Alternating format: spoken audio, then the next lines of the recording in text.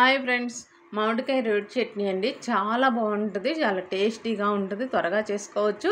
దానికి నేను ఇక్కడ 1/2 డజన్ మామిడికాయలు తీసుకున్నానండి, పచ్చివి.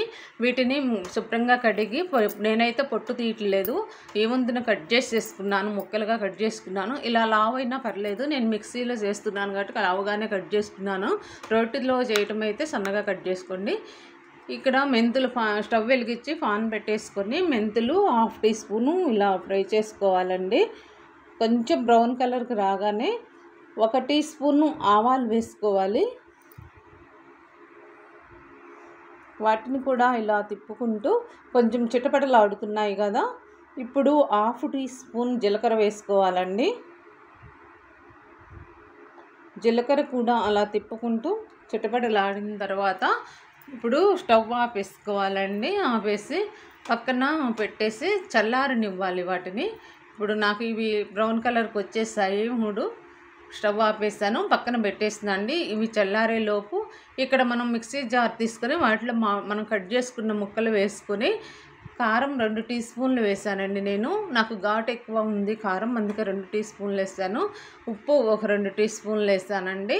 మీరు ఎంతైతే తినగలరో అంతకు మీ కారాన్ని బట్టి కారము ఉప్పు వేసుకోండి మీకు సరిపడా. ఇలా మిక్సీ పట్టేసుకోవాలండి. చూసారా, ఇక్కడ చక్కగా కొన్ని ముక్కలు పట్టాను. ఇప్పుడు మిగిలిన ముక్కలు కూడా వీటిల్లో పోసేస్తున్నాను. మళ్ళీ ఒక రౌండ్ తిప్పేస్తున్నాను. ఇలా వెల్లిపాయలు కూడా ఒక 10 వెల్లిపాయ గర్భాలు ఇలా పొట్టు తీసుకొని వేసుకోవాలండి. చూసారా, ఇలా మెత్తగా, మరీ మెత్తగా లేదు, మరీ చక్కగా లేదండి, ఒక మాదిరిగా పట్టుకున్నాను.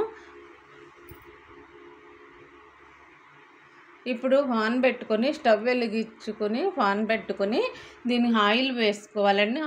ఈ చట్నీకి ఆయిల్ అయితే ఎక్కువగా పడుతుంది, మీరు ఇష్టం లేకపోతే తక్కువే వేసుకోండి. నేను కొంచెం ఎక్కువగానే తీసుకున్నాను.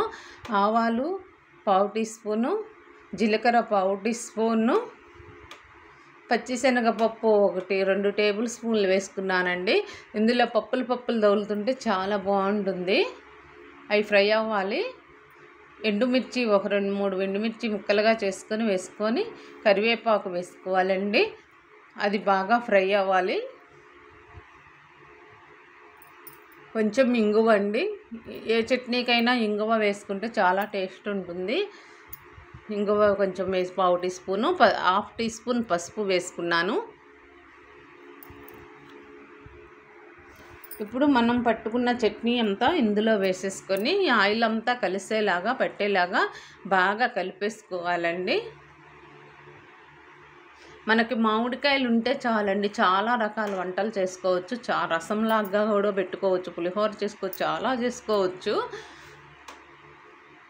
ఈ రోటి చట్నీ అయితే చాలా అంటే చాలా బాగుంటుందండి. అన్ని రకాలుగా భోజనంలోకి బాగుంటుంది, టిఫిన్స్లోకి బాగుంటుంది, చాలా బాగుంటుంది. ఇప్పుడు నాకు ఉప్పు చెక్ చేశానండి, ఉప్పు సరిపడలేదు, కొంచెం ఒక 1/2 టీ స్పూన్ ఉప్పు వేసాను. మీరు కూడా ఉప్పు చెక్ చేసుకొని వేసుకోండి.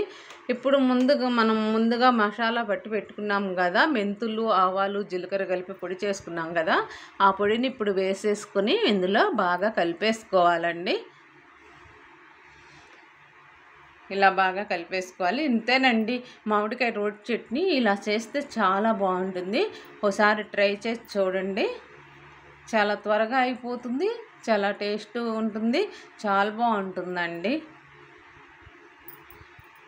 ఇంకా మీరు నేను 1/2 డజన్ మామిడికాయలకి ఇలా ఉప్పు కారం 2 టీ స్పూన్లు తీసుకున్నాను. మీరు తీసుకునే కాయలను బట్టి మీ టేస్ట్కు తగ్గట్టు తీసుకోండి. ఇలా వచ్చేసిందండి చట్నీ, చాలా బాగుంటుంది. ఒకసారి ట్రై చేసి చూడండి.